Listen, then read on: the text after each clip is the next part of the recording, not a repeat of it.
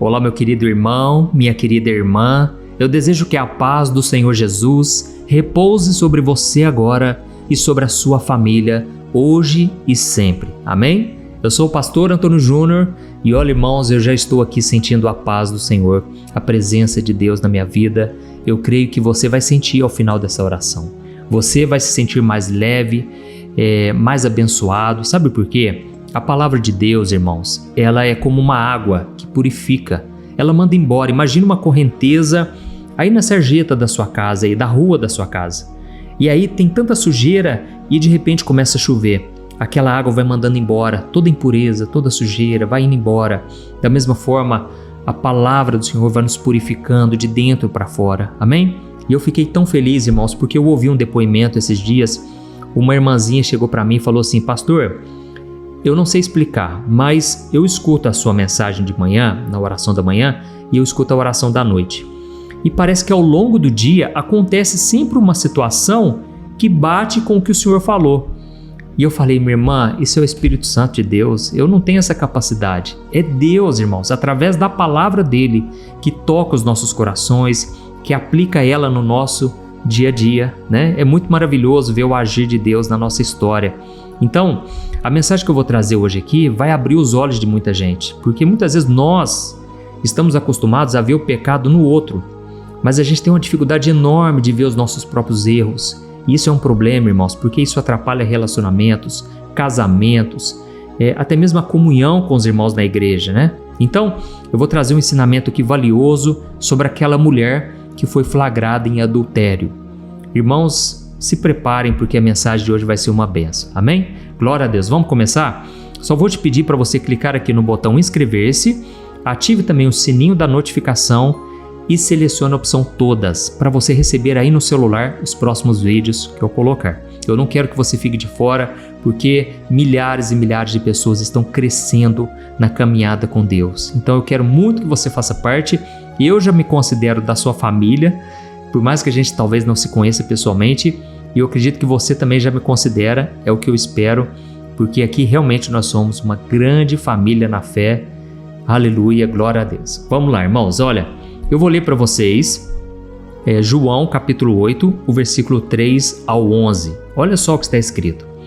Os religiosos trouxeram uma mulher pega em adultério e a colocaram diante da multidão.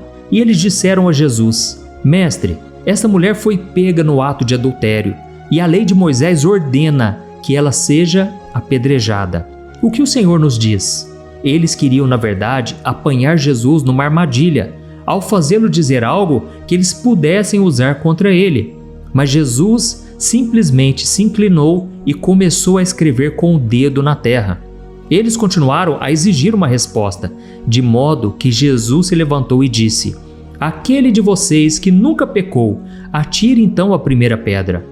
Então, inclinando-se novamente, ele voltou a escrever na terra. E quando ouviram aquilo, eles foram saindo um de cada vez, começando pelos mais velhos, até que só restaram Jesus e a mulher no meio da multidão. Então Cristo se levantou de novo e ele disse à mulher: Onde estão os seus acusadores? Nenhum deles a condenou? Não, meu Senhor, respondeu ela. E Jesus disse: Eu também não te condeno. Vá e não peques mais. Amém? Olha que interessante, irmãos. Aqui nós vemos várias coisas acontecendo e eu prometo que eu vou detalhar para você cada ponto para que não fique dúvidas, tá certo? Mas uma coisa que eu percebo aqui é que os religiosos queriam testar Jesus para condená-lo. Irmãos, eu fico bobo de ver como tem pessoas que são tão inteligentes, até mesmo sabem da Bíblia, de ponta a ponta, de Gênesis a Apocalipse, mas essa pessoa às vezes é tão ignorante, é tão burra, vamos assim dizer, né? Esses homens, eles tinham a chance de aprender com Jesus, de estar do lado de Jesus, mas não, foram os que mais rejeitaram Jesus, os que foram a pedra no sapato, vamos assim dizer, porque eles eram hipócritas, egoístas, orgulhosos, e eles viam Jesus como uma ameaça. Irmãos, é muito triste a gente ver que dentro da igreja muitas vezes tem isso também, né? Às vezes o pastor, ele tem você como uma ameaça. Você começa às vezes, com a graça de Deus, a alcançar pessoas, ganhar almas para Jesus, e aí o pastor já fica enciumado. Mas eu não vou falar aqui só mal de pastor, E eu quero falar também, no geral, o ser humano. O ser humano é complicado, né, irmãos? Às vezes a gente vê uma pessoa prosperando, a gente já quer ver defeito naquela pessoa. Ah, deve estar roubando, deve estar fazendo coisa errada. Ou às vezes a gente vê uma pessoa muito pobre, a gente julga. Ah, deve estar fazendo coisa errada também, porque deve estar pecando, né? Deve estar em desobediência. Irmãos, daria pra gente fazer um vídeo só falando dessas coisas, né, que a gente tem, essas manias. Mas eu fico bobo de ver aqui que esses homens queriam testar Jesus. Esses homens não queriam se converter, não queriam mudar de vida. E eles queriam que Jesus descumprisse a lei de Moisés. E aí me vem duas perguntas aqui. Eu vou lembrar para você com o passar do tempo. Mas a primeira pergunta é a seguinte: se Jesus ele veio a esse mundo para cumprir a lei, como ele mesmo disse, por que será que ele então não apedrejou aquela mulher? Já que a lei ordenava que quando uma mulher fosse flagrada em adultério, deveria ser apedrejada. Eu vou te explicar daqui a pouco. Por que será que ele não apedrejou a mulher, já que a lei ordena isso, certo? Essa é a primeira pergunta. Lá em Mateus capítulo 5, versículo 17, Jesus disse assim, eu não quero que vocês pensem que eu vim abolir a lei ou os profetas. Não, eu não vim abolir, eu vim cumprir a lei. Então aqui fica muito claro, Jesus veio para cumprir. Mas eu vou te provar aqui agora que ele não violou a lei em momento algum. Pelo contrário, Jesus quis revelar naquele momento a essência da lei, o que estava por trás da lei, certo? E agora eu vou te explicar então o que dizia essa lei. Lá em Deuteronômio, capítulo 19, a lei de Moisés exigia que as testemunhas elas fossem justas e não tivessem má intenção. Porque se elas quisessem denunciar alguém com a intenção errada, com a intenção maldosa, só para destruir aquela pessoa, o feitiço viraria contra o feiticeiro, sabe? Aquilo poderia se voltar contra ela, aquele castigo. Essa é a primeira questão dessa parte da lei. A segunda parte da lei dizia o seguinte, em Levítico capítulo 20, o versículo 10, diz assim, se um homem cometer adultério com a mulher do seu próximo, o homem e a mulher que cometeram o adultério deverão ser executados. E é aí que vem a questão. Irmãos, cadê o homem nessa história aqui? Esses homens aqui, os religiosos, eles trouxeram uma mulher, colocaram no meio da multidão para ser envergonhada. E eles trouxeram só a mulher, irmãos. Eles não trouxeram o homem. Ou seja, eles estavam querendo aplicar a lei de maneira injusta, de maneira parcial. Irmãos, os fariseus, ou seja, eles apontaram o erro, mas eles mesmos estavam cometendo erros piores. Sabe qual é o problema da gente apontar o erro para alguém? É que quando a gente aponta o erro, tem vários dedos aqui também, tá vendo? Você apontou o dedo, tem vários dedos apontados para você. A gente tem que tomar cuidado, irmãos, de apontar o erro, porque esses homens eram tão pecadores quanto ela. Tanto é que nenhum deles teve coragem de jogar uma pedrinha sequer naquela mulher, porque Jesus ele foi no ponto, no X da questão, sabe? E continuando então essa história, a Bíblia conta aqui que em vez de Jesus responder aqueles homens de primeira, Jesus simplesmente se inclinou e começou a escrever no chão, na terra, sabe? E aí fica uma questão. A segunda pergunta: o que será que Jesus escreveu naquele chão? Essa é a pergunta de milhões, vamos assim dizer, né? Essa é a pergunta que todo mundo quer saber. O que será que Jesus escreveu no chão? Irmãos, eu tenho uma sugestão. Já que a Bíblia não dá detalhes, a Bíblia não fala, eu vou me basear em uma outra passagem da Bíblia para te mostrar que provavelmente, sabe o que Jesus estava escrevendo? Ele estava escrevendo o nome dos fariseus, o nome daqueles religiosos. Jesus estava escrevendo assim, no chão, Caifás. Ele estava escrevendo Anás, Zadok, que era o nome dos religiosos, entendeu? E eu vou te provar aqui que faz sentido isso aqui que eu estou te falando. Lá em Jeremias, capítulo 17, o versículo 13, diz assim, Ó Senhor, esperança de Israel, todos aqueles que te abandonam serão envergonhados. Aqueles que se afastam de ti terão seus nomes escritos no chão, porque abandonaram o Senhor, a fonte de água viva. Amém? Olha que passagem, irmãos. Aqui está dizendo que aqueles que se afastam de Deus terão seus nomes escritos no chão.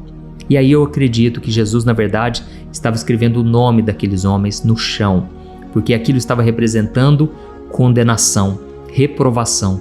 Afinal de contas, aqueles homens, eles estavam afastados do Senhor.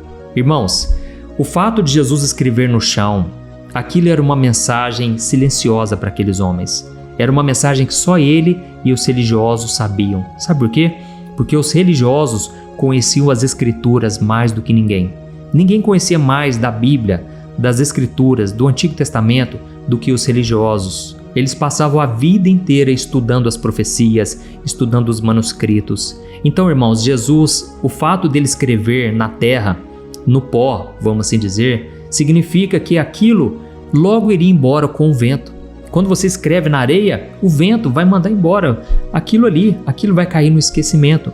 Da mesma forma, aquela pessoa que rejeita a Deus, irmãos, aquela pessoa será condenada para sempre. Aquela pessoa que não quer receber Jesus como seu Senhor e Salvador, ela será rejeitada. Não sou eu quem está dizendo isso, mas é a palavra de Deus. Ao contrário do livro da vida, quando o nome é escrito no livro da vida, irmãos, aquilo não tem como apagar. Sabe, irmãos, eu me lembro quando eu me converti, e eu errava tanto e continuo errando, todos nós falhamos de diversas maneiras. Inclusive a Bíblia diz lá em Tiago capítulo 3, o versículo 1, que todos nós tropeçamos de várias maneiras. Irmãos, e eu me lembro que eu pensava assim, eu acho que Deus apagou o meu nome do livro da vida, só pode ser. Ele passou uma borracha, certeza. Porque eu já nem sei mais se eu estou salvo ou não, porque eu errei, eu falhei, eu pequei, mesmo conhecendo a palavra. Mas irmãos, até que eu li esse versículo aqui, Apocalipse capítulo 3, o versículo 5.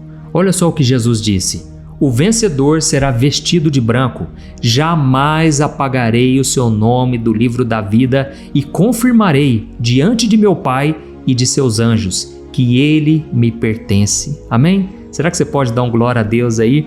Escreva aí nos comentários. Deus acabou de falar comigo. Deus está falando comigo hoje. Glória a Deus, isso vai incentivar outras pessoas. Irmãos, a Bíblia diz que quando um nome é escrito no livro da vida, ou seja, essa pessoa está salva para sempre, Jesus confirma diante de Deus e dos anjos que essa pessoa lhe pertence.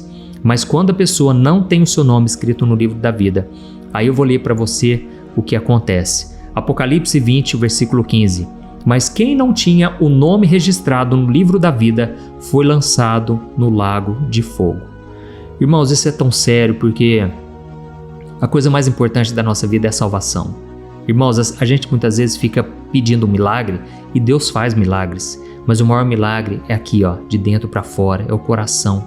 Eu quero estar com Jesus quando eu partir daqui e por isso eu creio que o meu nome está escrito no livro da vida, não por causa dos meus méritos, porque eu sou pecador, eu sou falho, mas por causa daquilo que Jesus fez na cruz por mim.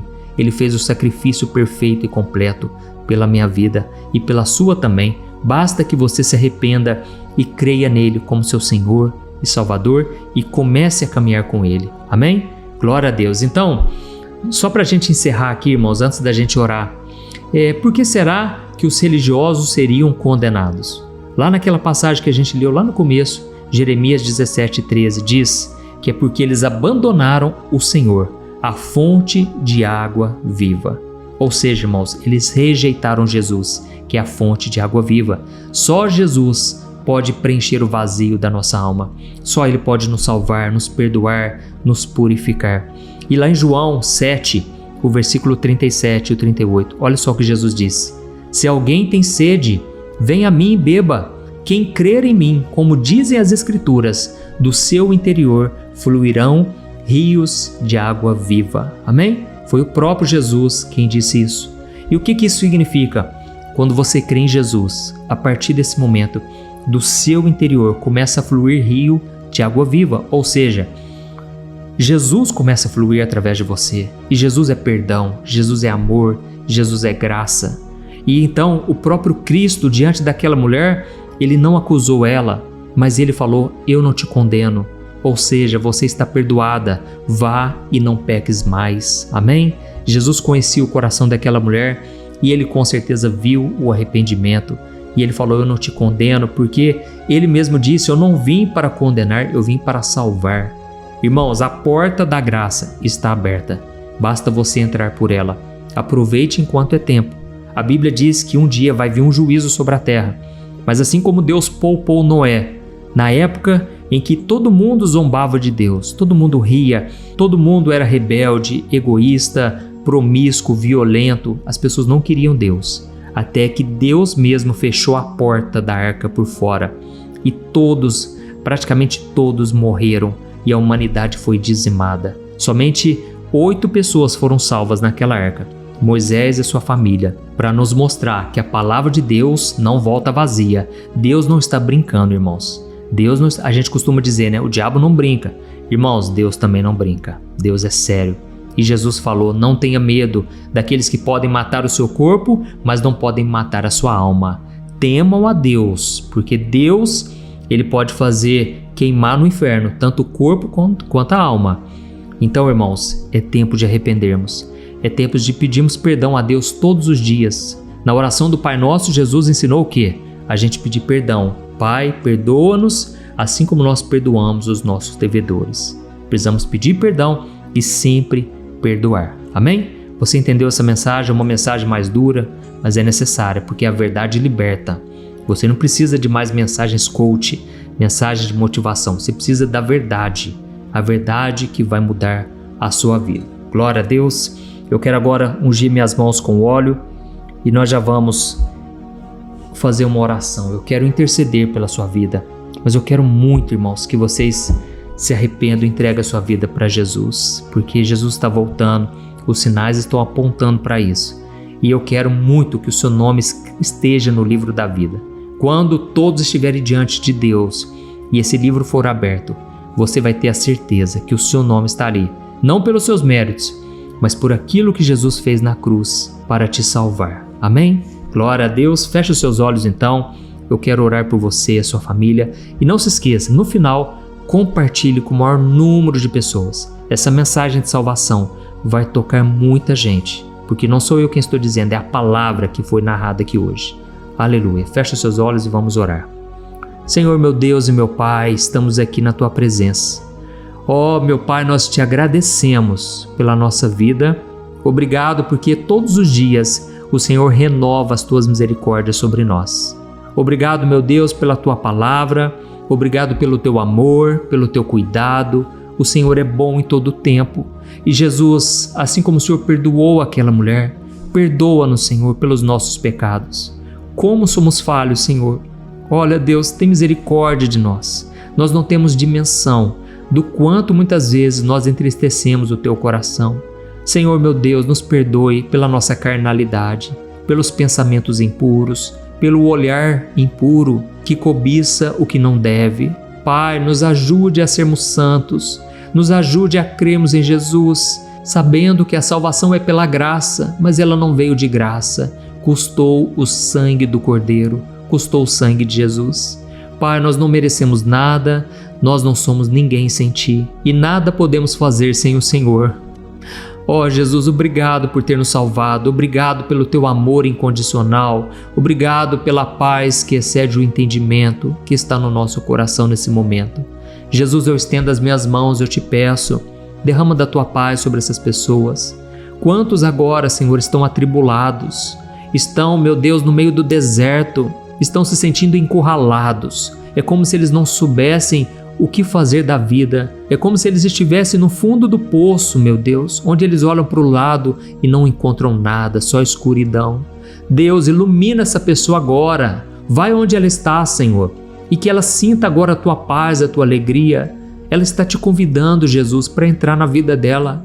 Ó Senhor, toca, Jesus, salva, liberta, tira do fundo do poço.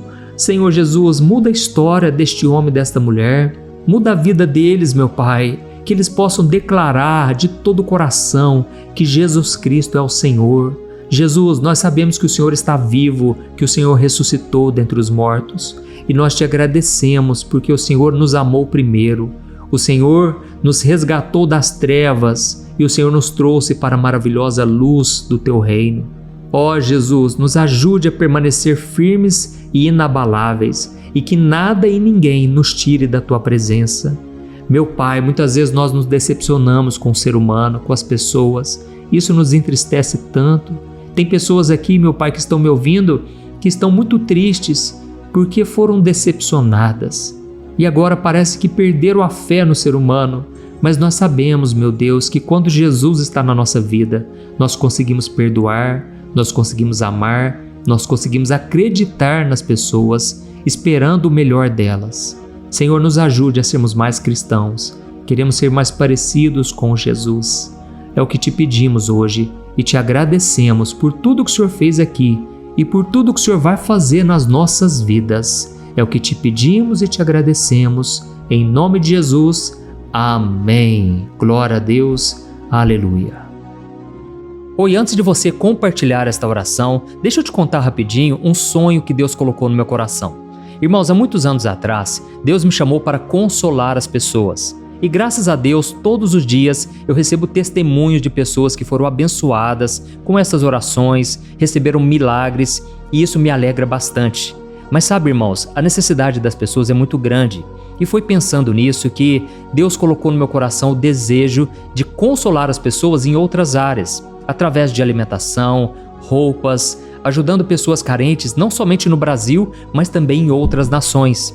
E graças ao Senhor, nós temos ajudado crianças carentes nas Filipinas, na África, no Níger, que é o segundo país mais pobre do mundo, e também em outros lugares, isso sem falar dos pastores e missionários que esse ministério tem abençoado tanto. E sabe o que é mais especial? Agora você pode fazer parte disso. Você pode também ajudar diretamente essas pessoas através de uma pequena contribuição e como forma de agradecimento, eu vou te dar 3 livros que eu escrevi com muito carinho que com certeza vão te abençoar espiritualmente. E eu vou enviar diretamente aí no seu e-mail. Então, para você participar dessa obra de amor, essa obra que vai alcançar ainda mais vidas, eu vou deixar o link aqui embaixo do vídeo, ou então você pode acessar diretamente www.evangelho.com.br, tá bom? Clique no link aqui embaixo agora e eu conto com a sua ajuda para fazermos a diferença na vida de muitas pessoas. Amém? Deus te abençoe, eu te espero lá.